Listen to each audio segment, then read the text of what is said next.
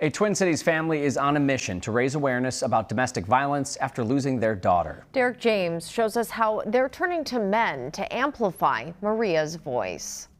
I said, I'm not crying today. For Lissa Weimelt, the wounds are still fresh.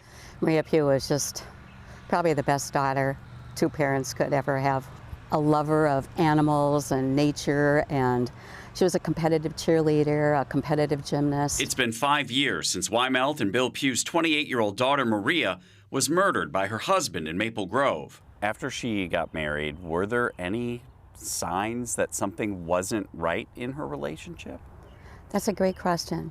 There were signs, but we missed them. We mislabeled everything. We said he was a creep and a jerk and a bunch of four-letter words, but we didn't say he's a domestic abuser. We missed the most important vocabulary because we didn't know it. Within a month, Lissa and Bill had established Maria's Voice, a nonprofit focused solely on preventing domestic violence before it occurs through education. Those who are victimized and the people around them often don't know or identify the signs on the power and control wheel. Things like intimidation, threats, isolation, or using technology and stalking, kids, or money to hurt someone they know or love. Maria's Voice trained over 7,500 city employees in 15 cities last year and another 3,400 parishioners. They don't know what to do. They don't know what to say.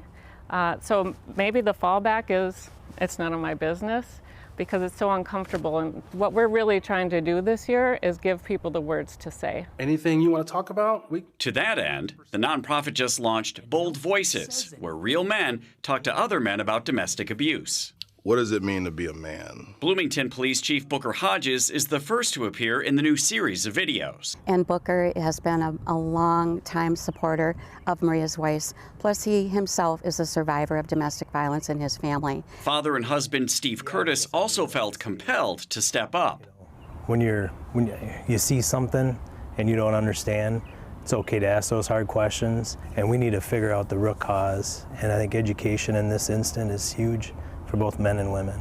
Although Maria is gone, Lissa still talks to her every day. I hear her say, Mom, quit your crying and just get to work.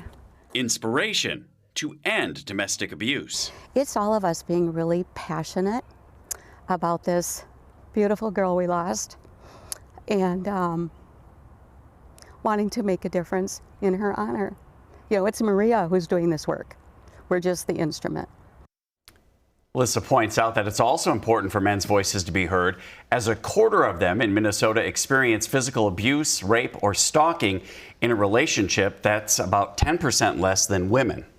It just gives me chills that her family was able to do this. I mean, you saw the impact and how many people they've gotten in front of, because it's debilitating when something like this happens to your family, and it's just really impressive that they've been able to channel that. And they did it quickly. I mean, for them to take that action in just a few weeks' time to say, this has to stop, it's happening to too many people, and to go out there and do this every day, knowing that their daughter's never going to come back, but they can make that happen for another family, that maybe someone else can be saved. I thought it was interesting, that wheel, because when we hear abuse, we might just immediately think verbal or physical. But it seems like there were so many hidden ways that people can miss. Yeah, there's so many different control mechanisms that are out there, and that's why it's important that if you do see something, to say something to that person and say, are you all right? And check in with them. Even if what they often do is isolate themselves, they withdraw, you need to keep those lines of communication open, because when they do need help, they are going to need those friends and family members to rely on.